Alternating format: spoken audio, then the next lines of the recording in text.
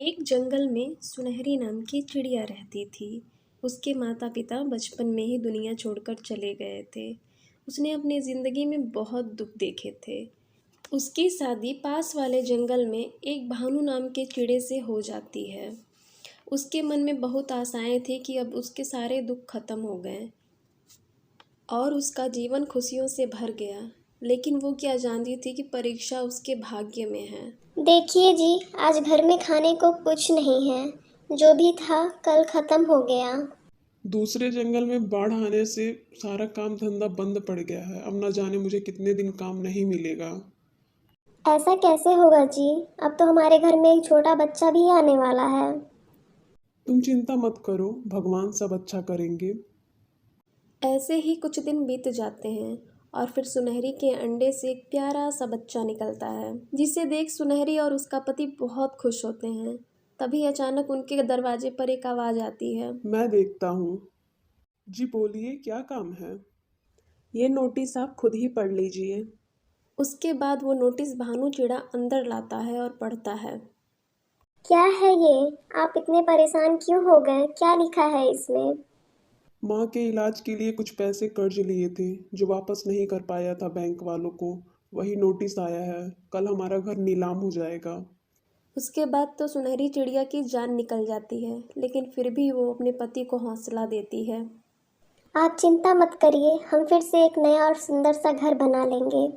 हमारा छोटा सा बच्चा भी है। घर के बिना रहना बहुत मुश्किल है। बगल वाले जंगल में मेरी बुआ रहती हैं। मैं जा रहा हूँ, उनसे कुछ पैसे उधार ले लेता हूँ और जब मेरा काम लगेगा तो मैं उनको वापस कर दूंगा। अब तो रात हो गई है, आप कैसे जाएंगे? कल से पहले मुझे कुछ करना ही होगा। मुझे मत रोको, मुझे जाना ही होगा। फिर भानु चिड़ा दुखी मन से अपने घर से निकलता है। अभी वो नदी के पास ही पहुंचा था कि तभी हवा और बारिश शुरू हो जाती है और एक बिजली आके भानु के ऊपर गिर जाती है। भानु मर जाता है। अगले सुबह कबूतर उसे मरा हुआ देख उसके घर आता है सुनहरी को बताने के लिए। सुनहरी बहन, जब रात में तूफान आया था तो तुम्हारा पति नदी पे क्या करने गया था? वो अपने बुआ के पास जा रहे थे कुछ पैसे उधार लेने। सुनहरी बहन, तुम्हारे लिए एक बहुत बुरी खबर है। जब सुबह मैं नदी पे पानी पीने गया तो वहां देखा तुम्हारा पति मरा पड़ा है। नहीं कबूतर भैया, वो मुझे दुख में अकेला छोड़कर नहीं जा सकते। सुनहरी बहन, हकीकत को मानना पड़ता है। ऐसा कहकर कबूतर वहाँ से चला जाता है। फिर चिड़िया का घर भी उस दिन नीलाम हो जाता है और चिड़िया एक पेड़ पर उदास बैठी रहती है। ना उसके पास घर था, ना ही उसके पास कुछ खाने को था। उसका बच्चा भूख से तड़प रहा था और रात भी होने वाली थी।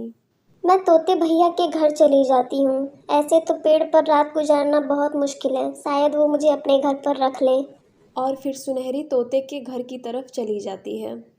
आपका बहुत बहुत धन्यवाद तोते भैया, जो आज आपने मुझे अपने घर पे रख लिया। सुनहरी बहन, ऐसे जीवन जीना बहुत मुश्किल है। कल को तुम्हारा बच्चा भी बड़ा हो जाएगा। ये इस समाज में कैसे जी पाएगा? तोते भैया, मैं अपने बच्चे के लिए कुछ न कुछ जरूर कर लूँगी। मैं कोई काम करना चाहती हूँ जिससे मैं अपना एक छोटा सा घर बना सकूँ और अपने बच्चे को अच्छा जीवन दे सकूँ। अगर आप सच में काम करना चाहती हैं तो मैं आपकी मदद जरूर करूंगा। दूसरे जंगल में एक मेरे भाई की चूड़ियों की दुकान है। मैं आपको चूड़ियां ले देता हूँ और आप उन्हें बेचकर बाद में मुझे पैसे लौटा दीजिएगा।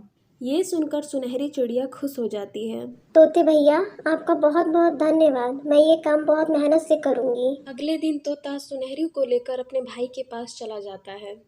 भाई, ये मेरे दोस्त की पत्नी है। मेरा दोस्त मर गया है। मेरे दोस्त ने कुछ कर्ज लिए थे बैंक से जो चुका नहीं पाया और बैंक वालों ने घर नीलाम कर दिया।